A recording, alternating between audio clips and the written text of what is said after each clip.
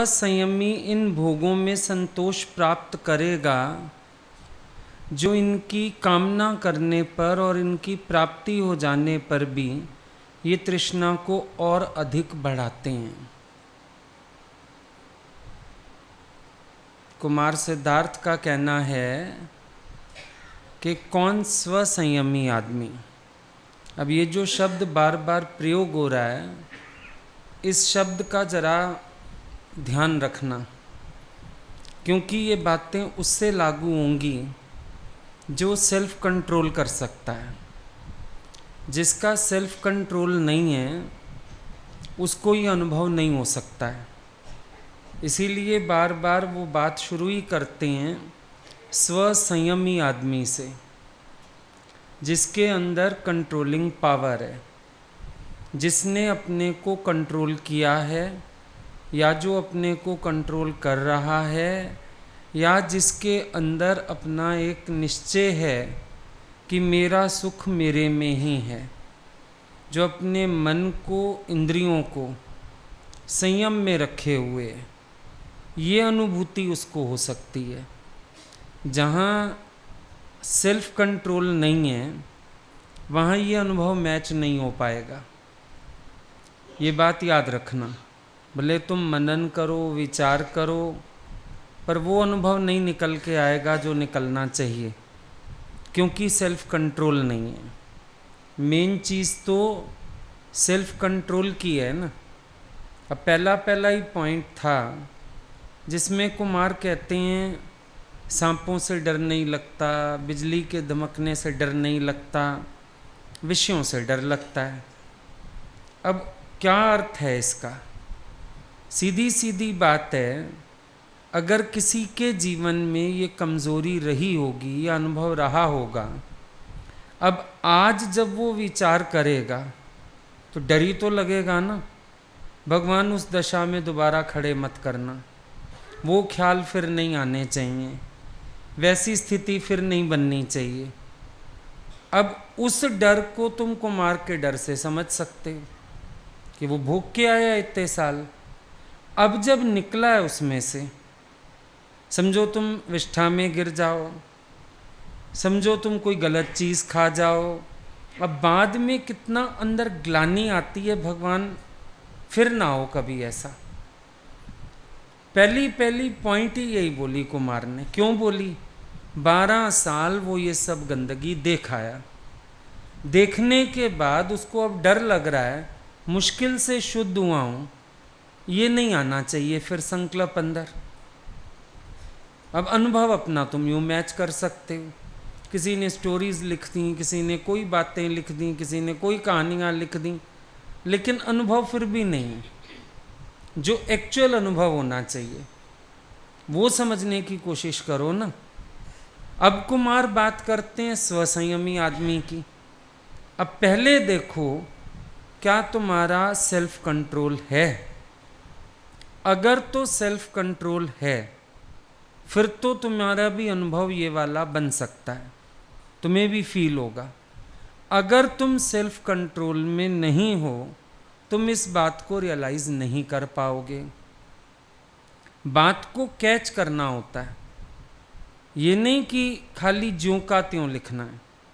अब समझो हम तुम्हें कहते हैं अच्छा तुम बताओ कुमार सिद्धार्थ से तुम्हारा अनुभव मैच करता है, सब टूट पड़े कैसेट सुन लें। कैसेट सुन के क्या लिखोगे?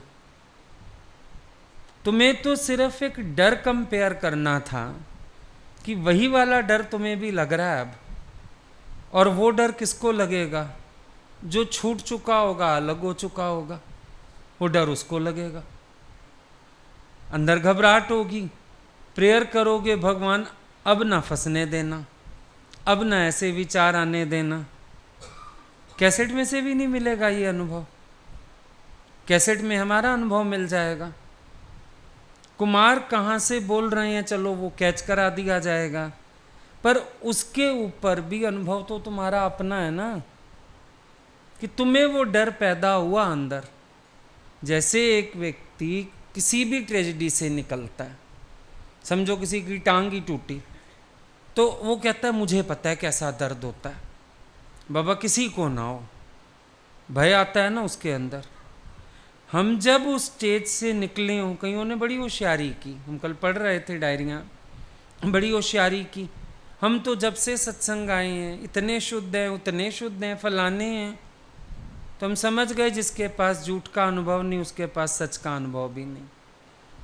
पाखंड किया, सोचा बड़ा इम्प्रेशन मार देंगे कि हम तो बचपन से ही बड़े शुद्ध हैं, जब से आपके पास आए हैं ओहो मेरी शुद्धि का तो कहना ही कुछ नहीं।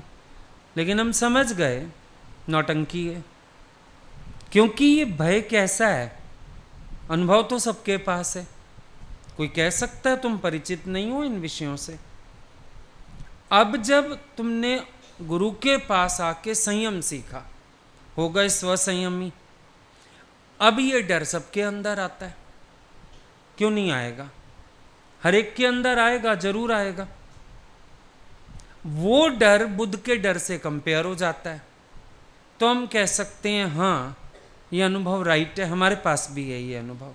बुद्ध को जो डर लग रहा है हम समझ पा रहे हैं कैसा डर है वो, कैच तो वो करना था।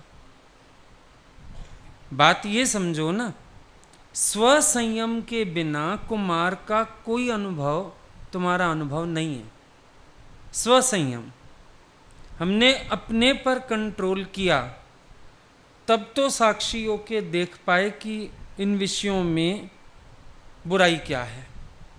अगर हम खुद साक्षी नहीं हो पाए फिर हम ऐब कहाँ से देख लेंगे। अब कुमार कहते हैं कि कोई भी स्वसंयमी व्यक्ति है वो इन भोगों में कैसे संतोष प्राप्त करेगा। एक संतुष्टि फील करते हैं ना दुनिया के लोग, या हमने भी की होगी समझो। जब हमारे पास ज्ञान नहीं है, समझ नहीं है, तो कभी हमने भी सोचा होगा भाई हाँ हमें ये दृश्य देख के संतोष आया, हमें कोई भोग भोग के संतोष आया। जब नहीं है मालूम तो इंसान सोचता है शायद संतुष्टि है ये, चाहे वो क्षणिक थी, पर मन को लगता था संतुष्टि है। पर अब जब समझ आ गया कि ये तो और भी तृष्णा को बढ़ाने वाले हैं विषय, अब वो स्वसंयमी व्यक्ति क्या उसमें संतोष अनुभव कर पाएगा? नहीं कर पाएगा। जब एक बार उसका स्वभाव मालूम पड़ गया। देखने की बात ये है, मैं अपने साक्षी स्वरूप में जागृत होके क्या इन विकारों से अलग हुआ हूं? और अलग हुआ हूं तो ये कुमार सिद्धार्थ क्या कह रहे हैं, इससे ज्यादा अनुभव है फिर हमारे पास, मालूम है। क्योंकि गुरु ने और गहराई में लेके गया गुरु हमको और छुड़वाया है। कुमार शायद अपने मनन से छूटा, लेकिन हमें तो गुरु ने कितनी मदद करके मंथन करवा के इस दलदल से बाहर निकाला। अनुभव है आपके पास? तो कुमार के शब्द तो बड़े थोड़े हैं, आपके पास अनुभव ज़्यादा होना चाहिए, क्योंकि आपने संघर्ष किया है, आप गुजरे हो इन बातों से। फिर आज गुरु के पास आके आपने गुरु के प्रेम में, गुरु के ज्ञान में जो संतोष अनुभव किया, स्वयं में जो संतोष अनुभव किया, ये भी पता चल गया कि वहाँ संतोष था ही नहीं, क्योंकि कोई और संतुष्टि की वजह नहीं थी, तो वही संतुष्टि लगती थी। बच्चे के पास जब रियल नहीं है कोई, समझो शादी नहीं हुई, रियल लड़की नहीं है लड़के के पास, तो गुड़िया ही उसको बहुत कुछ लगे जा रही है। जब हमारे पास हैसियत ही नहीं, जेब में पैसे ही नहीं, खर्ची ही नहीं इतनी मिलती थी कि हम 5 किलो मिठाई खरीदें, तो घर में अगर मेहमान आ गए और उनके साथ एक रसगुल्ला भी खाने को मिल गया तो वही बहुत बड़ी जन्नत होती थी।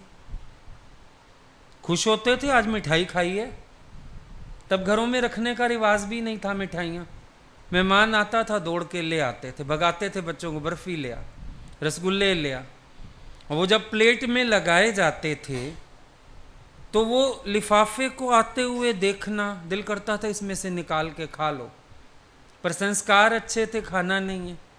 लेकिन वो प्लेट जितनी देर रखी रहती थी टेबल पे, आपको लगता था अब ये खाऊंगा तो संतुष्ट होऊंगा, हैसियत ही उतनी थी। अब जब दुनिया में हमें ईश्वर नहीं मिला, गुरु नहीं मिला, आनंद नहीं मिला, ज्ञान नहीं मिला, हैसियत ही इतनी थी कि शायद इन विकारों में आनंद है, लगा दिया लोगों ने, इसी तरफ मोड़ दिया कि आनंद इसी में है, भगवान ने तुम्हारे सुख के लिए बनाए हैं, सब उसी में लिप्त हो गए। और इंसान का जो स्वभाव है उसमें कल्पना का बहुत बड़ा स्थान है। कल्पना तो कर ही लेता है, अच्छी सी कर लेता है। उसने संतुष्टि की भी कल्पना कर ली। संतोष अनुभव में आया या नहीं आया, पर मन की मनौती, इसमें सुख है। जैसे न्यू ईयर आता है ना, कोई नया सूरज नहीं चढ़ता, कोई धरती नहीं बदलती, सिर्फ एक सोच, आज न्यू ईयर है, happy new year, happy new year. मन की मनौती कह सकते हो, मन का एक संकल्प कह सकते हो इसको। ऐसे विकारों में संतुष्टि, ये भी हमारे मन का एक संकल्प था, एक मन की मनौती थी। संयमी आदमी को उसमें संतोष समझ में नहीं आएगा। अच्छा, फिर संयम कैसा? सामने वालों को संयमित करना संयम नहीं होता। वॉच करने वाली चीजें और होती हैं। आज समझो आप ट्रेन में जा रहे हो, सामने कोई बैठा आपको देख रहा है, उसको तो आपने चांटा भी मार दिया। कोई भी, वैसे तो अगर अच्छे घर का कोई बच्चा होगा या कंट्रोल वाला होगा, वो ऐसे अपना तमाशा भी नहीं बनाएगा, सीधी सी बात है। कौन बनाएगा अपना तमाशा? चलो बड़ा तुमको वैराग फुदक रहा है मेरे अंदर, मैंने अगले को चांटा भी मार दिया, फिर ये संयम की परिभाषा हो गई कि वो देख रहा था, मैंने उसको थप्पड़ मार दिया, देखा क्या मेरे अंदर का वैराग दमक रहा है, कब से, सालों पहले से दमक रहा है, हो गया वैराग। इसको वैराग कहते हैं। वैराग तो वहां से लेना है जो बाद में मन ने चिंतन किया, क्या मैं इतना अच्छा हूं, कोई मुझे अखबार के झरोखे से भी झांक रहा था, मैं इतना सुंदर हूं। वैराग तो उस भावना से लेना है। वो तो किसी को भी पसंद नहीं आएगा कोई घूरे, लेकिन ये वैराग की कसौटी नहीं। वैराग किसको कहते हैं? जब मेरा मन भी इस चिंतन से छूटा हो ना, स्वसंयमी, सेल्फ कंट्रोल। और सेल्फ कंट्रोल कहां आता है? बाहर से तो हम रिएक्शन करेंगे ही करेंगे, चार लोगों को दिखाने के लिए भी करेंगे, वैसे भी बुरा लगेगा। लेकिन देखा है, ये रिएक्शंस करने के बाद भी, आज इतने सालों बाद भी ये कहानी याद क्यों है? क्यों याद है? क्योंकि मन को ये रस आया कि मैं इतना सुंदर हूं, मैं इतना खूबसूरत हूं, मैं जवान हूं, मैं ऐसा हूं कि कोई मुझे देखता है, वो याद है अंदर वाले को। लेकिन उस गहराई को कभी जांचा ही नहीं होगा, टाइम ही नहीं मिला होगा। क्योंकि जब हम इतनी उथली चीज पे खुश हो जाते हैं तो उस गहराई को नापने का वक्त ही नहीं होता हमारे पास।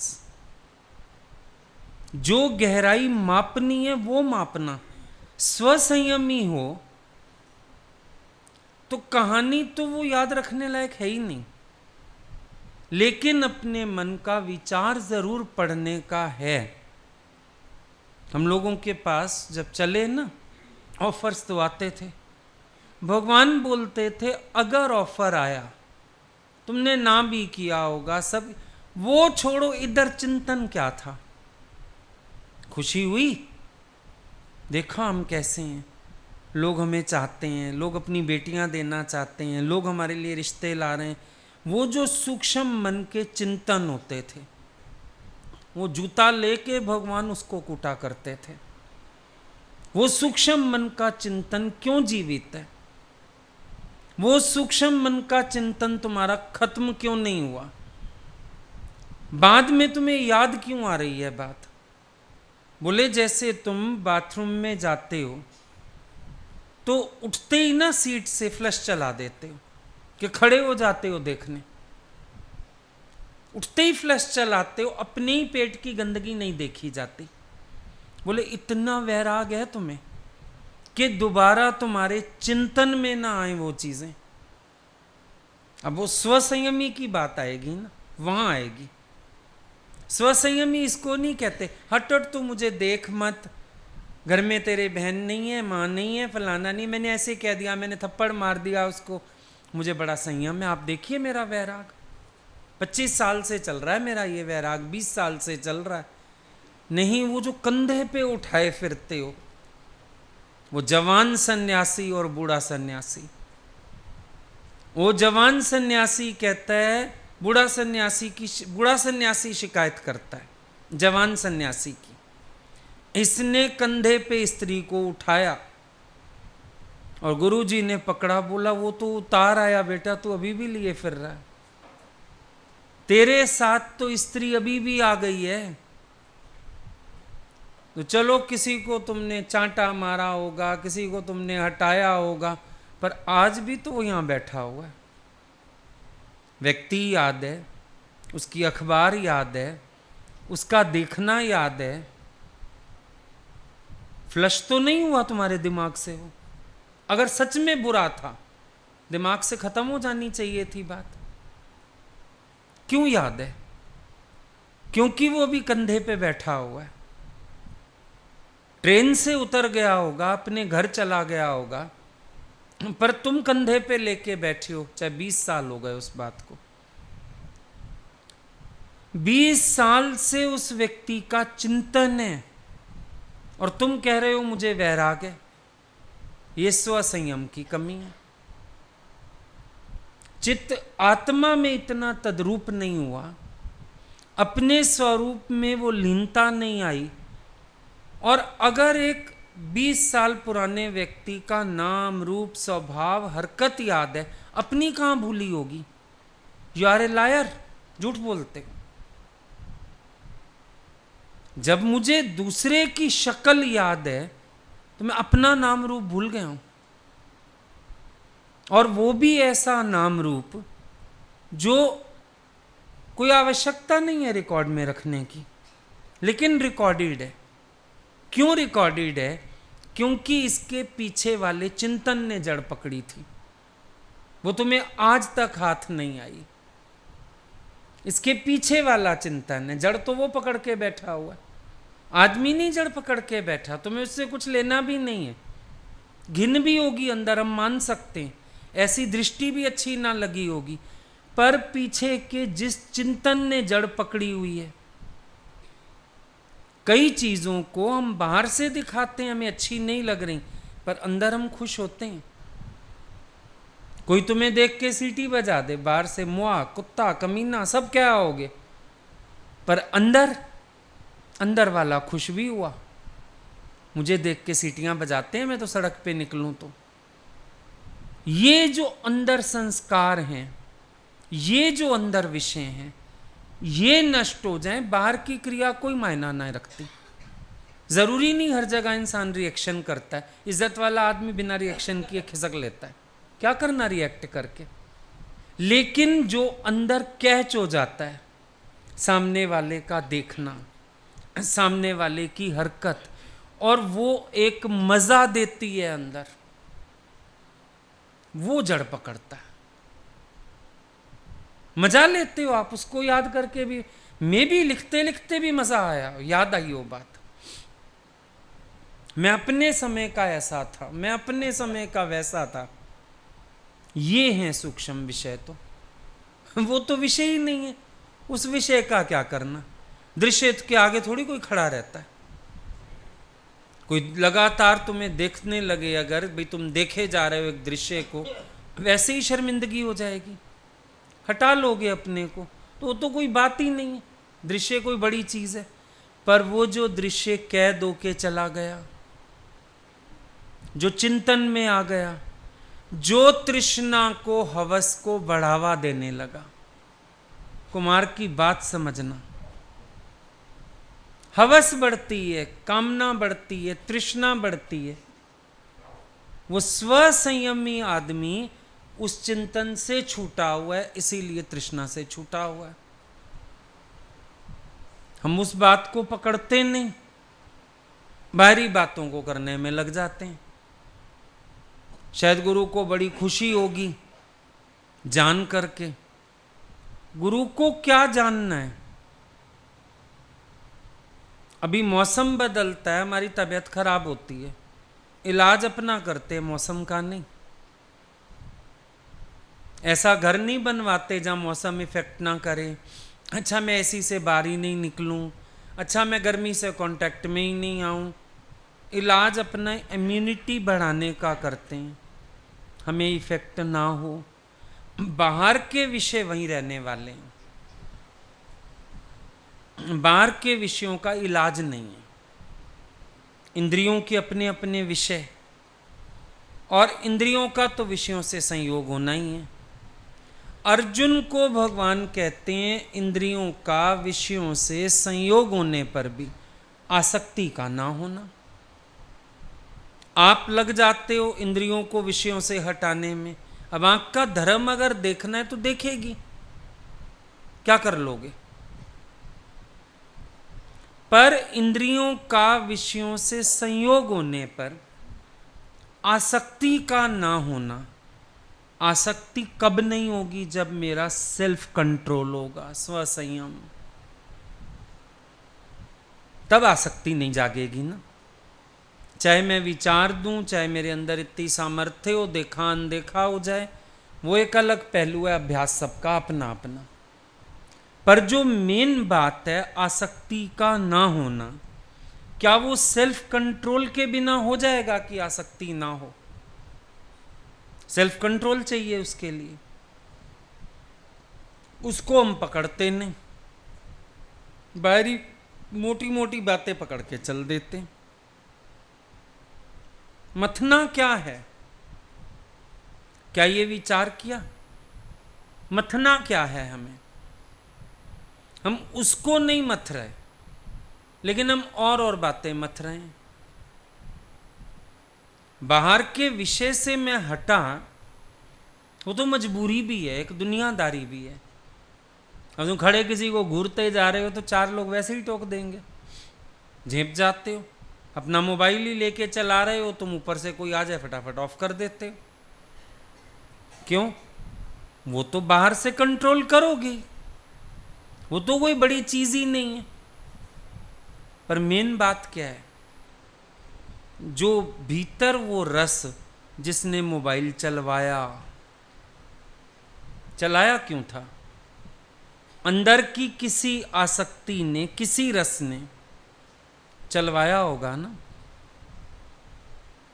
सोचने वाली बात वो है, कोई भी कर्म हो रहा है, पीछे कौन करा रहा है, वो पकड़ना है तुम्हें।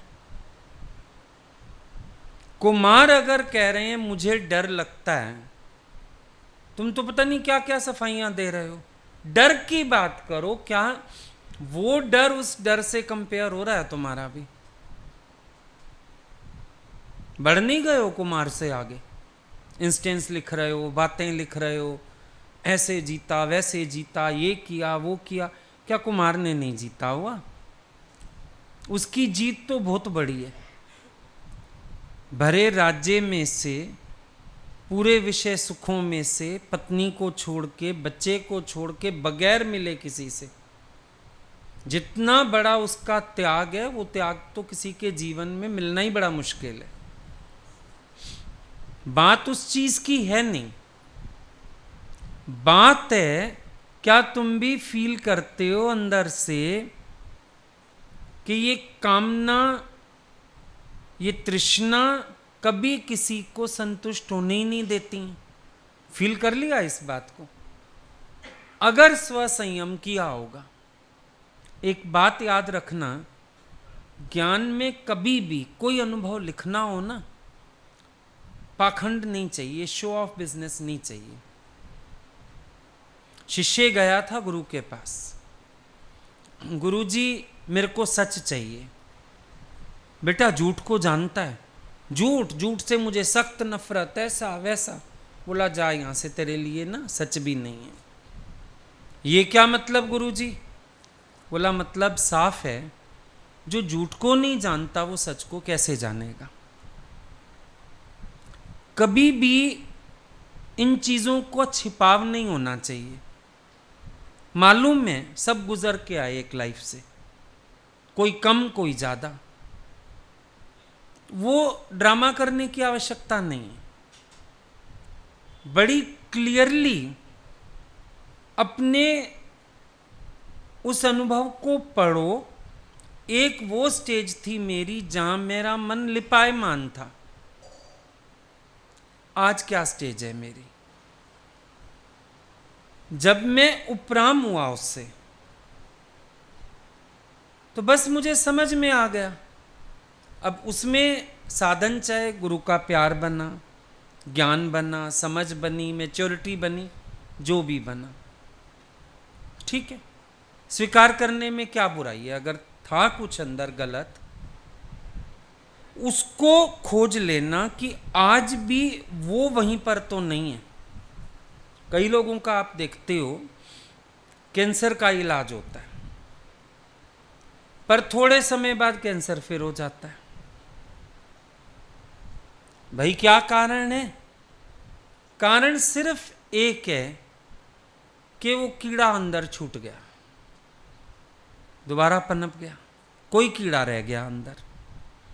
हमें अब इस समय ये फील करके देखना है, कोई कीड़ा तो नहीं छूटा हुआ अंदर।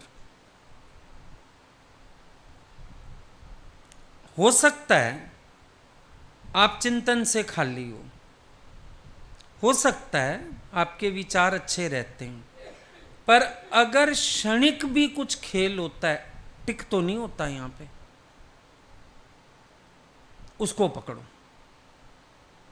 जीत उस पे पानी है। ये कोई टेंशन नहीं है बाहर से आपने क्या किया। बताया ना तुमको, सूरदास ने आंखें भी निकाल दी, फायदा ही ना हुआ। भगवान को कहता है मैं क्या करूं? वो कहते हैं तू मेरी महिमा के गीत लिख। जब तक मेरी भक्ति में लीन ना होगा, तेरे अंदर से ये विकार निवृत्त नहीं होंगे। एक साधन दिया ना, वो साधन करने से उसको लाभ हुआ। पहले वो क्या कर रहा है? दबा रहा है, दबा रहा है, दबा रहा है। दबाने से और ही तृष्णा बढ़ती है। कभी प्यास लगी हो ना, 2 घूंट पानी भी पी लो तो भूल जाते हैं थोड़ी देर प्यास को, और आलस करते रहो, अभी उठते हैं, अभी उठते हैं, अच्छा ये काम कर लूं।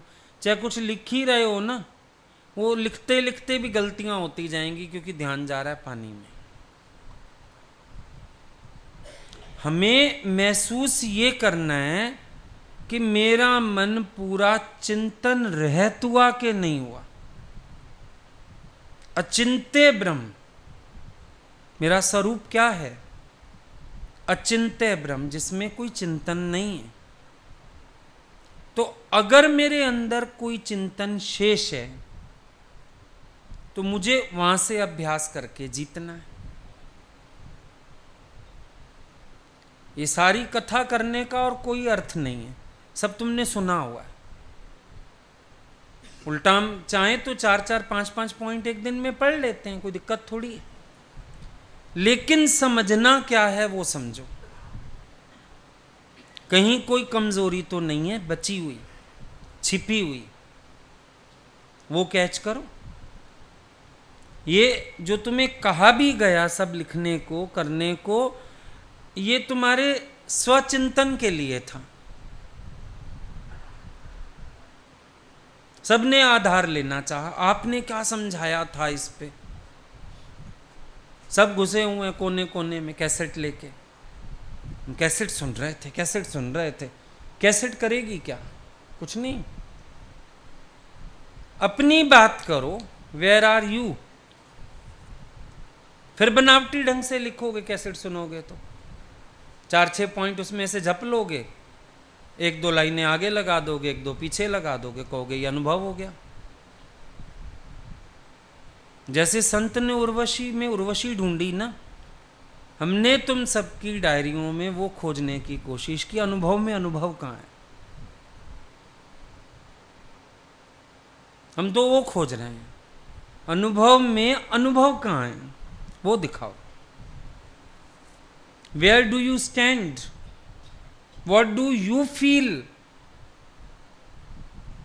तुमने क्या ऑब्जर्व किया अपनी लाइफ में। पाखंडी बाबा बन के मत दिखाओ। बड़ा अच्छा मेकअप करके तुमने शब्दों का बात आगे रख दी है, लेकिन मेकअप है, मुझे पता है, मुंह धुलवाने की देर है।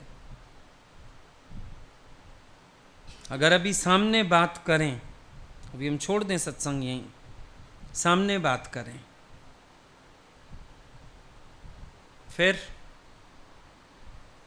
फिर दिखाओ मुंह, कौन सा दिखाते। और एक बात और फील करो, अगर सचमुच तुम चढ़ गए हो एक गलती से, उसको लिखने में, उसको बताने में शर्मिंदगी कैसी। मेकअप करने की जरूरत क्यों पड़ रही है? तुम अभी वहीं हो, रियलिटी है, तुम वहीं हो, वरना डर नहीं लगेगा। एक चीज से तुम उठ गए, चर्चा करने में भी डर नहीं, गलती मानने में भी डर नहीं। विश्वामित्र की गलती तुम्हें पता लग गई, कैसे पता लग गई? और संतों की, जब वो चढ़ गए उनको डिस्कस करने में कोई प्रॉब्लम ही नहीं है। क्या दिक्कत है? जब चढ़ गए हम एक चीज से, तो हमें उसको बनावटीपन देने की क्या जरूरत है? गलती थी ना, हो गई थी, इट्स ओके। आज नहीं है जीवन में, चढ़ गए, गुरु आपकी कृपा से चढ़ गए। था मन में ये सब मैल, ये विकार, ये विषय, ये रोग सब थे, ये चिंतन थे, ये बातें थीं, कोई दिक्कत नहीं है, थीं।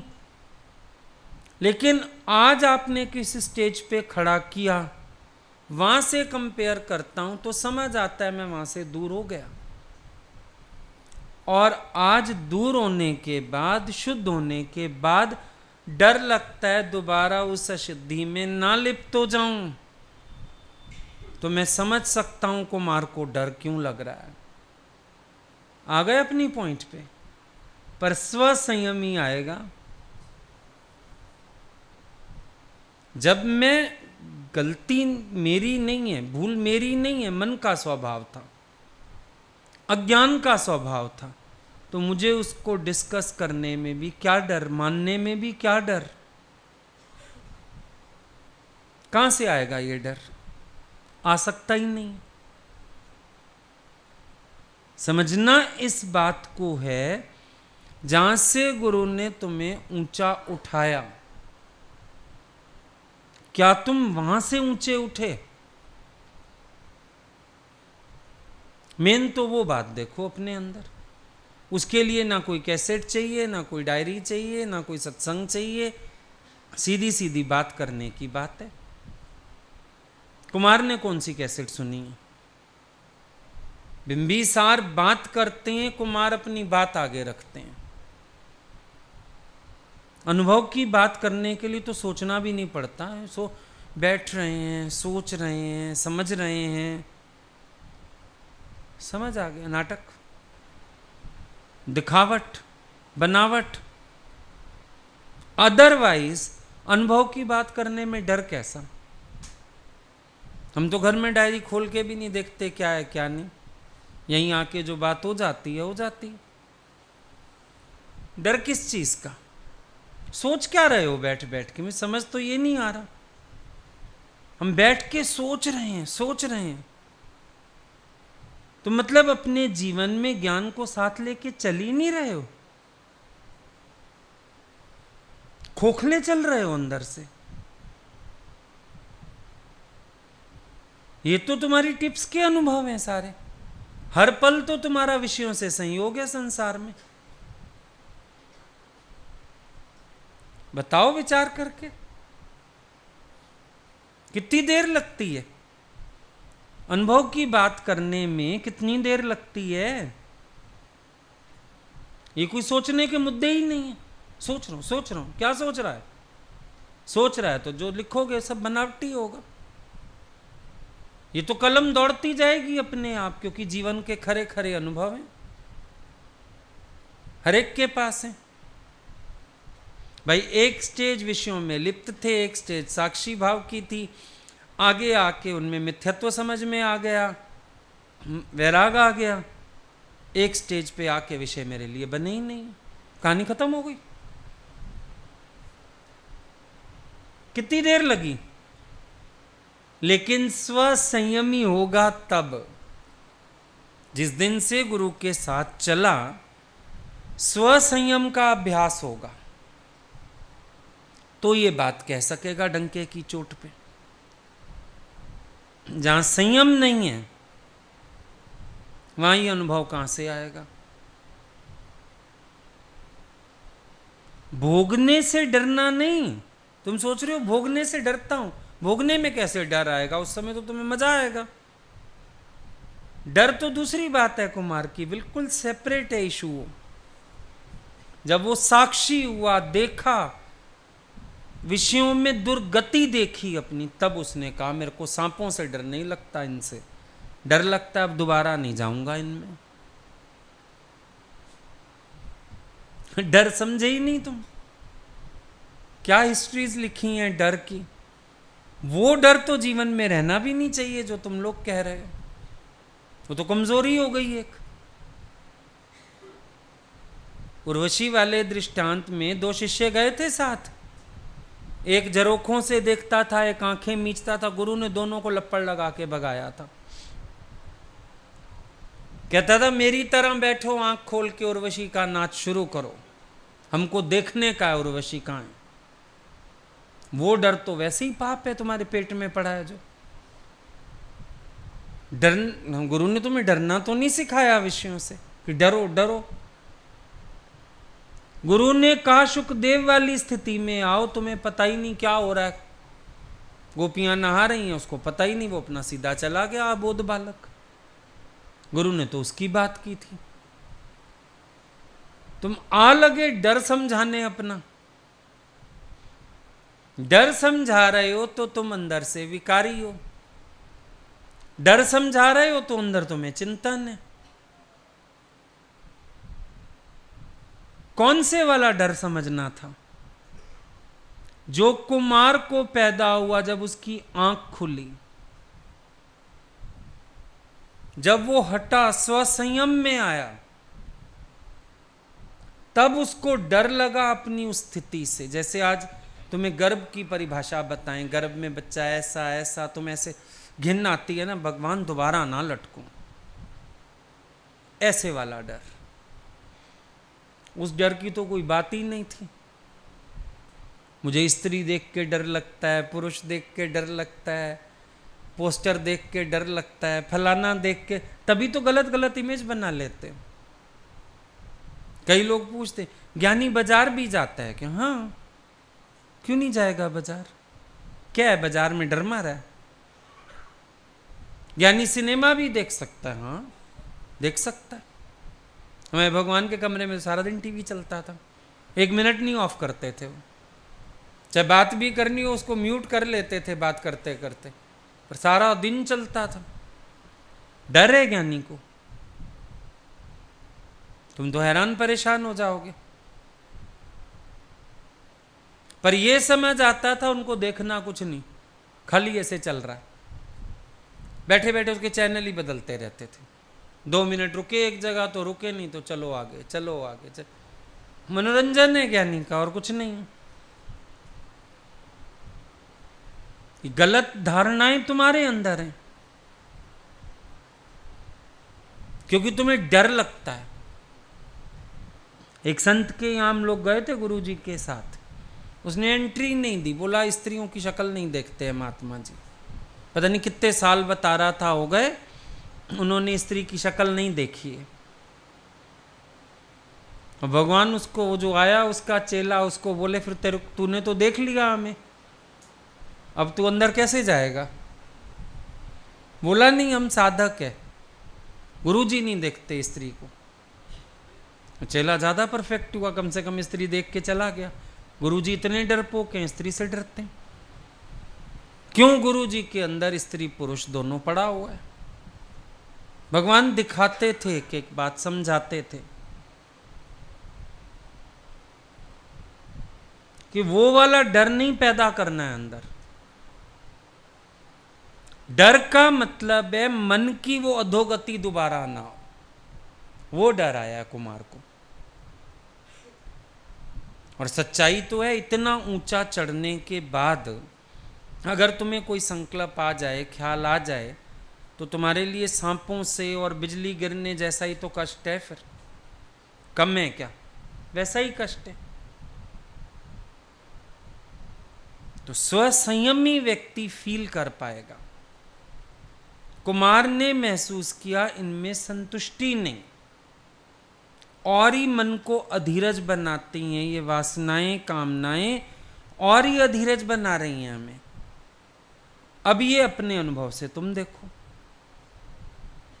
अगर तुम्हारा सेल्फ कंट्रोल है तो तुम्हें भी पता चला होगा कि संतोष संयम में छिपा था, मैं भोगने में माने बैठा था।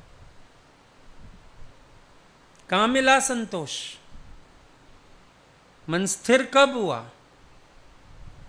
जब संयम में आया। जब तक असंयम था, बल्कि तृष्णा खड़ी खड़ी थी दरवाजे पे सारा समय। अब आ गया अंदर संयम। संयम ने क्या दिया? संयम ने मुझे संतोष दिया है। अनुभव हुआ ऐसा? जब मन की वृत्तियों को, इंद्रियों को भक्ति की ओर लगाया, उद्धर्व गति की तरफ, ये जब अधोगति नीचे की तरफ, ये इंद्रियां भी नीचे की हैं भोगों वाली, जब उद्धर्व गति की तरफ चले, ईश्वर की ओर, विवेक की ओर उद्धर्व गति हुई।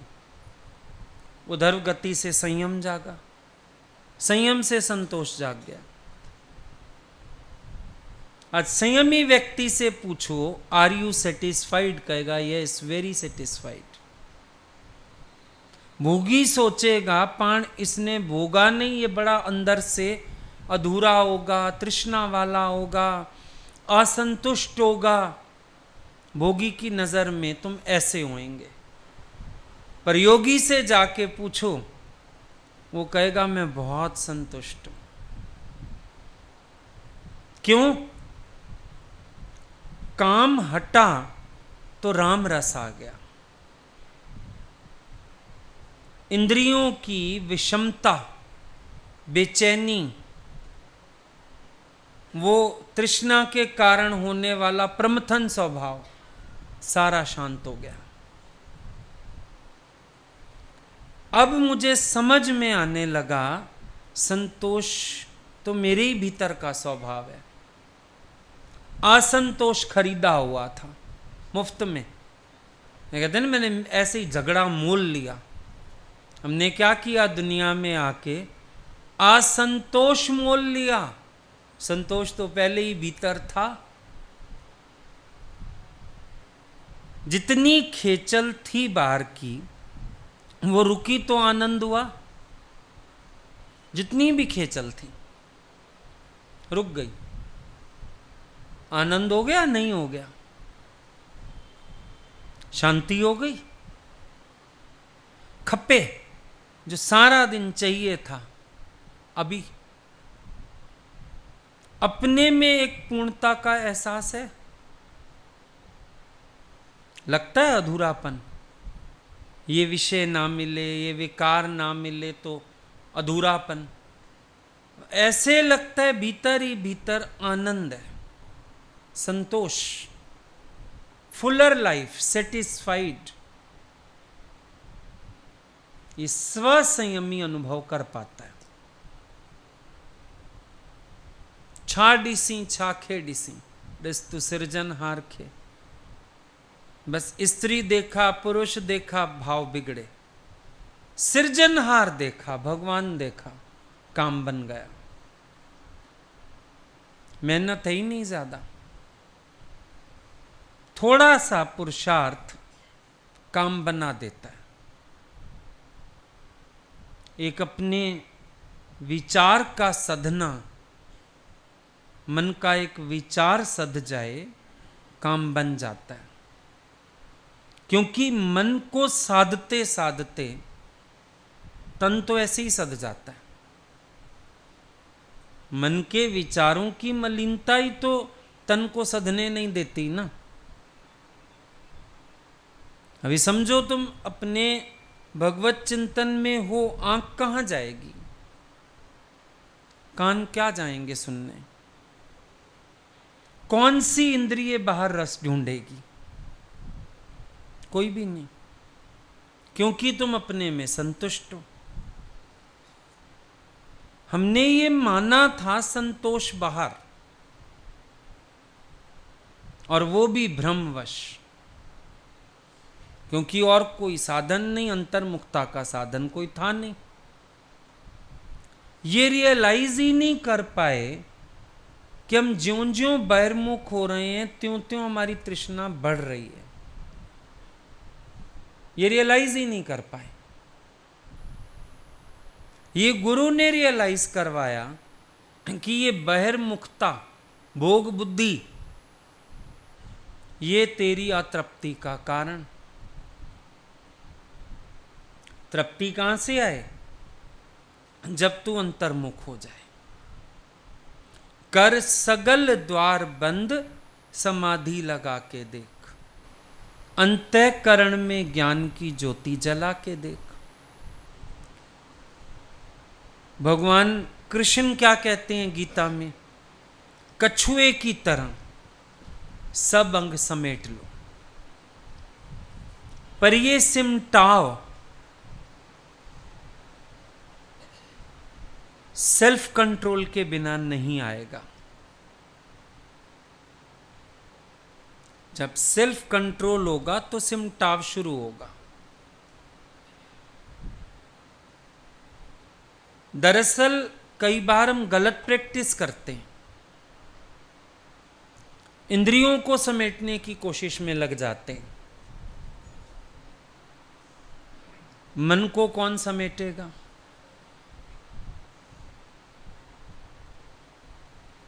कभी उस नजरिए को धारण करो संत के, जो कहता है अगर मेरे को आप दे दोगे जूते तो मन कहेगा ड्रेस अच्छी हो,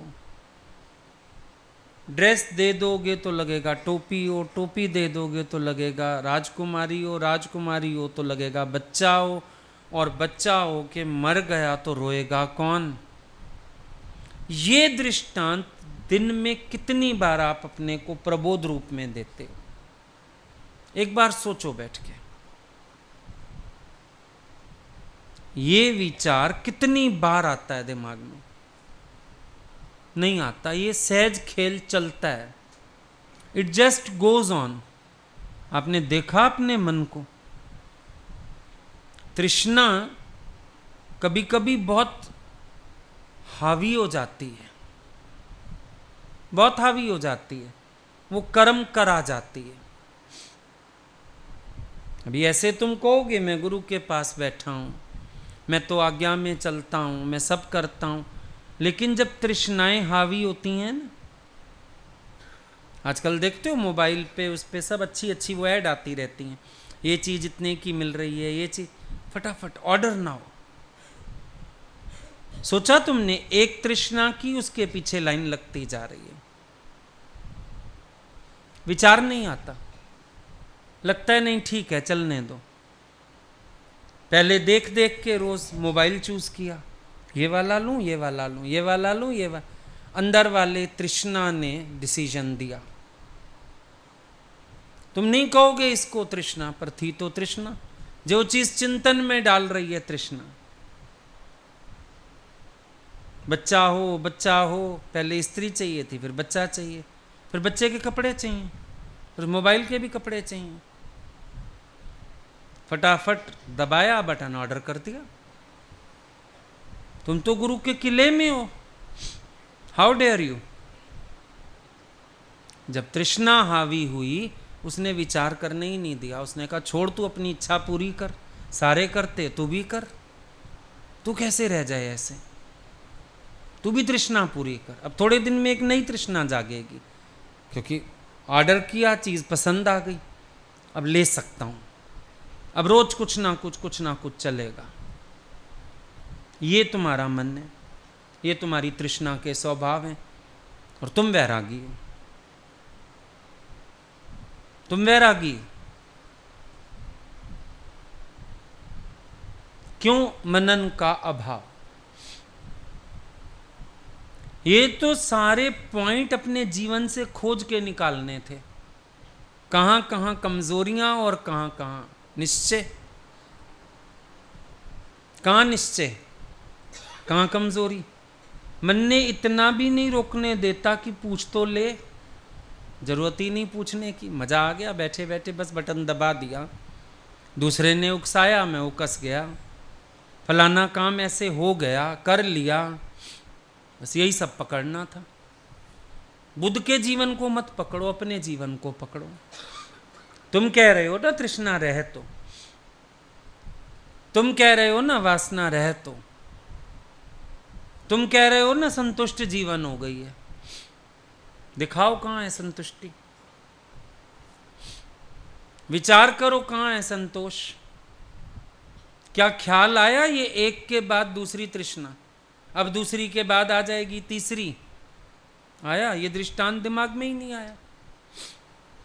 आ जाता तो शायद रोक देता, आता नहीं, इट गोज ऑन। अभी तृष्णा का स्वरूप नहीं समझे हो, अभी संतोष को भी नहीं समझे हो। ना संतोष अनुभव में आ रहा है, ना तृष्णा को साक्षी होके देख पाए हो। देख लेते, जीवन में एक बांध आ जाता। समझाया हर बार जाता है, पर मन इनकार करता है, नहीं ये है नहीं, मैंने चिंतन करके देख लिया, मेरे अंदर है ही नहीं, है ही नहीं। कर्म एक के बाद एक होता है और मन कहता है मेरे अंदर कुछ नहीं, क्योंकि वो कर्मों को रोकना नहीं चाहता। स्वीकारना मतलब रोकना, स्वीकारना मना हटना, स्वीकारना माना एक मुसीबत मोल लेना, दम घुटेगा। तृष्णा को कोई मारेगा, उसका दम ना घुटेगा, ऐसे कैसे होगा? इसीलिए मन ने बड़ी अच्छी व्यवस्था की है, बार बार काम कर ले, चुपचाप कर ले। और कभी तुम देखना, जो तुम चुपचाप करते हो प्रकृति उसी को जाहिर करती है, और जाहिर करने का अर्थ है तुम्हारे मन में चोर था, तुम मानो या ना मानो। पता नहीं उतना गहरा खोज पाओ कि नहीं, पर खोजोगे तो अच्छा होगा। प्रकृति उसी चीज को जाहिर करती है जहां कुछ ना कुछ अंदर चोर पड़ा रहता है। तृष्णा का स्वभाव पहचान में आए। कैसे ये तृष्णा संतुष्ट नहीं होने देती, एक के बाद एक, नेक्स्ट नेक्स्ट, और संत ने वहीं खड़े खड़े जो राजा को बता दिया ना, ये असल में उसका स्वसंयम और स्वचिंतन था। इसीलिए एक चीज भी कबूलना नहीं चाहता है। विचार करके देखो, ये स्वचिंतन का परिणाम था। वो एक्सेप्ट ही नहीं कर रहा। क्यों एक्सेप्ट करे? बोला बेटा मरेगा तो रोएगा कौन? बोला संत जी आप। बोला तेरी शॉल ही नहीं चाहिए, रख। इतनी दूर तक चिंतन किया हुआ है, बहुत दूर तक।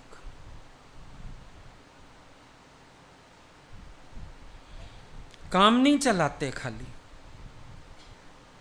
आज्ञा लेने आएंगे, पहले बाइक ले लें, अच्छा ले लो भैया, चलो जरूरत है। फिर वो बाइक तो ऐसे बन जाएगी, बीवी बन जाएगी, रोज उसका नया श्रृंगार आएगा।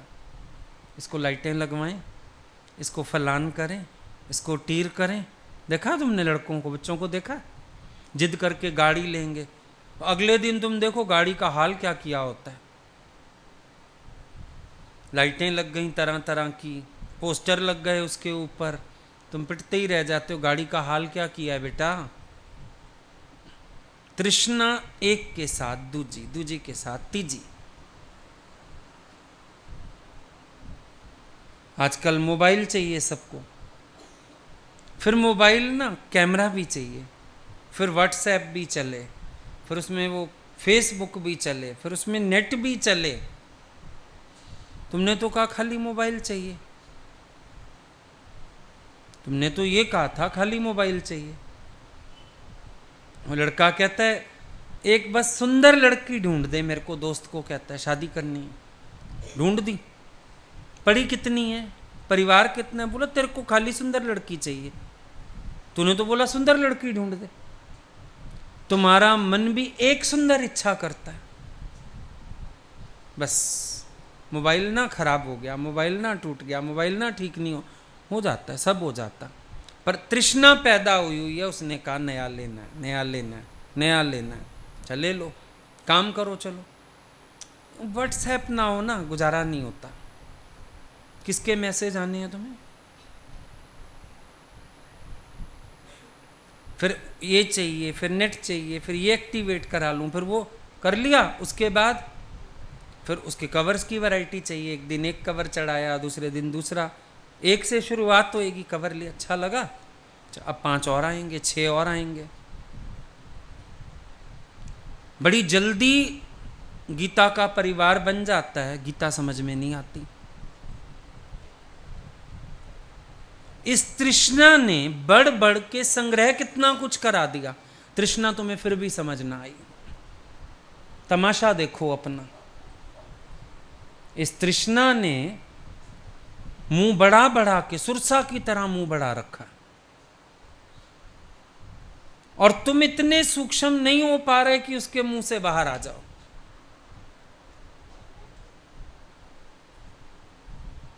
ये तृष्णा का रोला है सारा। और सच कोई बोलता नहीं आके कि मेरे अंदर ये तृष्णाएं उठती हैं, दूसरों की चीजें देख के, एड्स देख के, पता कर कर के मेरे अंदर हैं ये चिंतन। और अगर तुम कहो नहीं है चिंतन, तुम अब तक बुद्ध क्यों नहीं हो गए? चिंतन तो है, व्यक्ति, वस्तु, विषय, इन 3 के चिंतन से मन छूटता नहीं, और छूटता जाए तो बोध को प्राप्त होता जाए। पर तुम झूठे हो, नहीं रखते हो सच गुरु के आगे। व्यक्ति में मन जा रहा है, विषय में मन जा रहा है, वस्तु में मन जा रहा है, और ये तीनों वह ऐसे हैं तुम्हें भरपूर तृष्णा में घसीटते हैं और तुम इसमें सुख मानते हो। इस स्वसंयमी व्यक्ति महसूस कर सकेगा कि ये तृष्णा का कांसा तो हरदम खाली है, क्योंकि तू झूठी आशा के द्वारे का सवाली है। ये समझाना चाह रहे हैं कुमार, तृष्णा का स्वरूप। आई बात समझ में?